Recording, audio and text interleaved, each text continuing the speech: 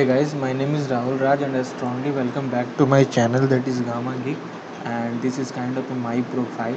Okay, so in this video I'll discuss about essential verbal ability, or you can say English ability questions, and all the questions that I am going to discuss is a kind of a actual question that essential once asked in previous exams days. Like अभी जो है Accenture के exams की जो dates वो test link आने लगी है, और तो ये जो मैं आपको क्वेश्चन डिस्कस करने जा रहा हूँ वो प्रीवियस ईयर लाइक सितंबर से अक्टूबर में जो एग्ज़ाम हुई थी उसकी है, ठीक है। So this is a kind of actual question, so please stick with this video at the end, because in and I will also give you kind of a tricks to solve the question in a very easy way. Okay, so as in previous slide I mentioned that there are total 17 questions I think of verbal ability, so why not discuss all things in a sequence manner. So let's go.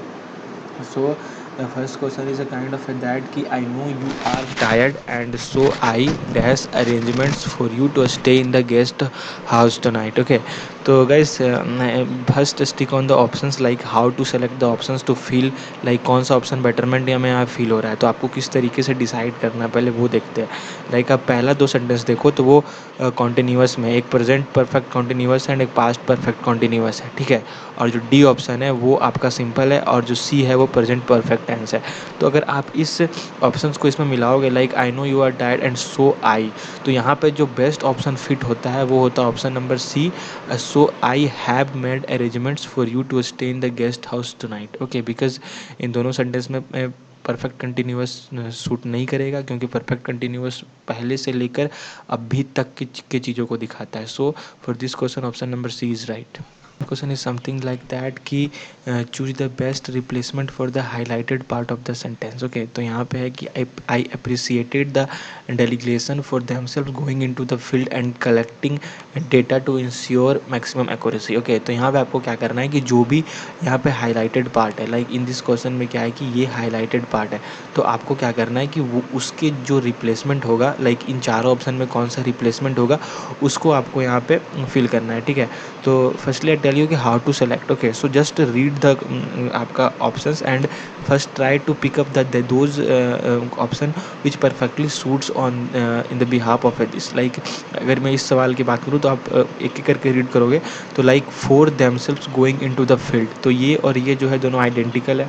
Option number second आप देखोगे तो for going themselves into the field, तो ये भी यहाँ पे grammatical fit नहीं होता है। ऑप्शन नंबर थर्ड देखोगे तो themselves for going into the field, तो ये भी परफेक्टली सूट नहीं करता है।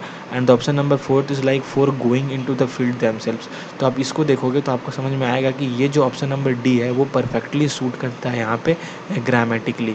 तो for this question option number D is correct. Number three is a kind of that कि which part of a sentence given below has an error in it.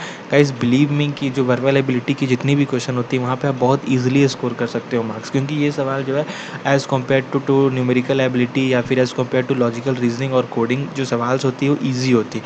तो I assure you that please subscribe my channel and please stick of this video, because in this channel you will get content like this.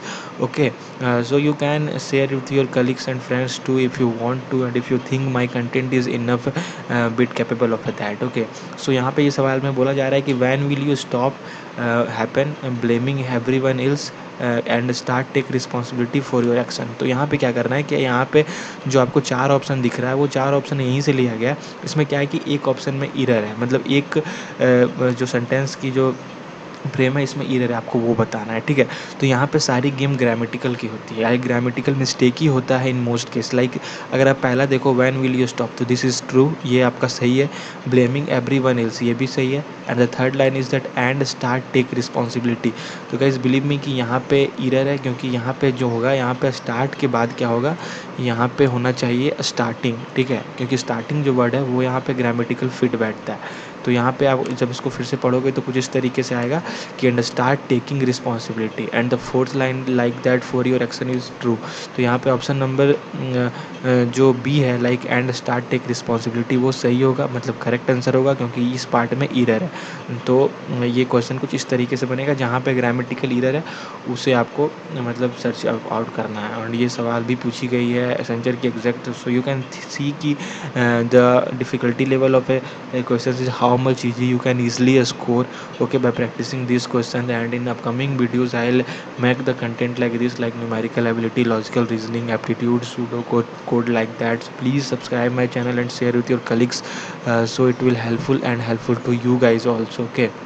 And the next question is a kind of a that the sentence given below form a coherent passage when arranged I logically choose the option which gives the correct sequence. guys believe me कि इस तरीके के जो सवाल होता है वो मेरा फेवरेट है सॉल्व करना, और मुझे ये बहुत मज़ा आता है सॉल्व करने में, ठीक है। अब मैं आपको बस ट्रिक बताऊंगा कि कैसे आपको मतलब ये सवालों पे देखना है, कैसे आप इस सवालों को एक करेक्ट लॉजिकली पैसेज में बना सकते हो। लाइक मेन थीम क्या है कि आपको जो है इन तीनों को मतलब सजेस्ट एडजस्ट करके या फिर पैरा में मतलब सही तरीके से उसे फ्रेम करके कुछ इस तरीके से बनाना है कि एक मीनिंगफुल सेंटेंस बन जाए, बस यही करना है, ठीक है।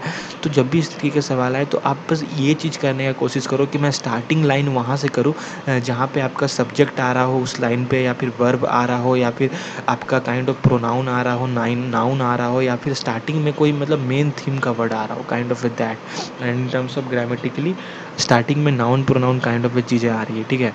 तो आप इसको पढ़ोगे तो you'll realize कि at the time of a crime I was existing from a movie theater when I saw the accused pointing a gun at the cashier. It means that कि जब क्राइम हुआ तो मैं मूवी थिएटर से निकल रहा था जहाँ पे मैंने देखा कि एक्यूज्ड पॉइंट किया हुआ है गन को कैशियर की ओर। तो यहाँ पे देखो कि ये जो सेकंड लाइन है यहाँ पे सब्जेक्ट है क्राइम, और यहाँ पे आई जो हो रहा है वो मतलब प्रोनाउन है, और यहीं पे जो है वो main subject of a line है। तो यहाँ पे ये क्लियर है कि ऑप्शन नंबर 2 जो होगा वो मस्ट है कि होगा ही, ठीक है। तो ऑप्शन नंबर 2 होने के बाद क्या है कि आपको कुछ उस तरीके का सेंटेंस खोजना है जो कि आपका इस सेंटेंस से राइम करे, ठीक है।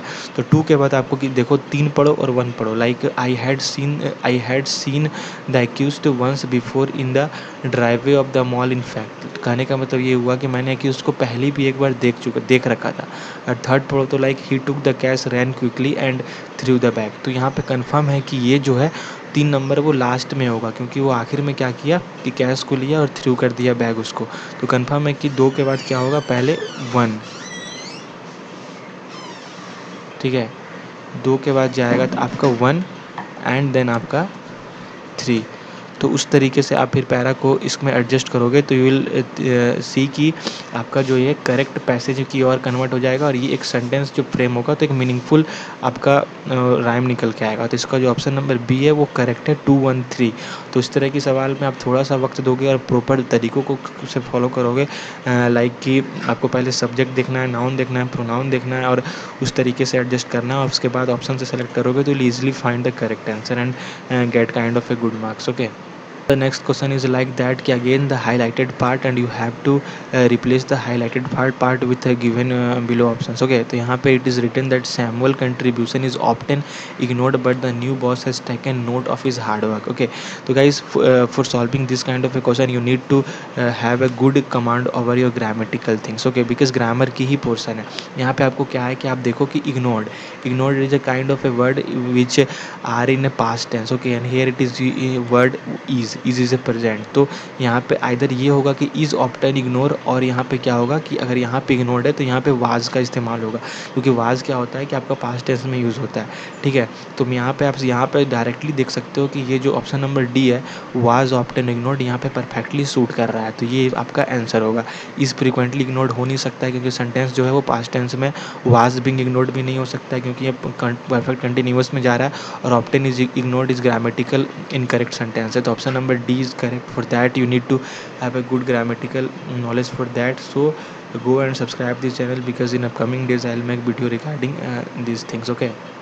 And the last question is that this will easily solve this question, this is too easy, but now we'll solve like that कि space efficient way to solve। आपको पता है कि A E I O U जो भी vowel होता है उसके पहले का जो वर्ड का इस्तेमाल होता है वो आपका एन होता है, ना कि ए होता है, ठीक है। तो an efficient way to solve space case would be to investigate at the site but unfortunately it was set on a fire last night. तो यहाँ पे आप एक चीज़ का इस्तेमाल कर सकते हो कि अगर आपको आंसर नहीं भी पता और आपको अगर एक आंसर पता है तो आप ऑप्शन से बाय डिफ़ॉल्ट उसे सेलेक्ट कर सकते हो। फॉर एग्जांपल आप देखो कि अगर आप यहाँ पे एन आप देख लीजिए, मैं आपको ये ट्रिक बता रहा हूँ क्योंकि ट्रिक ज़रूरी है बताना, ठीक है।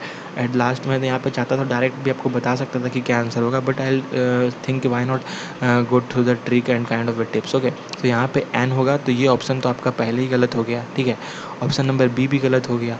अब आपको ऑप्शन नंबर सी और डी दो ऑप्शन में सेलेक्ट करना है, मतलब 50% प्रोबेबिलिटी दो सवाल की तो ख़त्म हो गई, मतलब you have to select between these two. तो यहाँ पे आपका एक्यूरेसी ऑफ सिलेक्शन तो बढ़ गया। तो this kind of a trick you can follow. Okay, तो an efficient way to solve space case would be. Okay, तो यहाँ पे क्या होगा कि जो केस होता है वो पार्टिकुलर चीज़ें होती है, ठीक है। लाइक केस हो गया या फिर कोई भी चीज़ के बारे में पार्टिकुलरली आप बात करो, तो वो क्या होता है कि उस जगह पे दा का इस्तेमाल किया जाता है। दा इस तो ऑप्शन नंबर डी जो है वो यहाँ पे करेक्ट होगा, ना कि ऑप्शन नंबर सी, क्योंकि यहाँ पे एक I in upcoming days I will upload videos regarding numerical ability and coding and logical ability, MS Office kind of a things of a different companies, not only on Accenture. So if you have a little bit doubt regarding that, please ping me on this Instagram ID, and you can follow and subscribe my channel and share with your colleagues to get notified in this kind of a content. So thank you, and I frankly want to say all the best for your placement journey.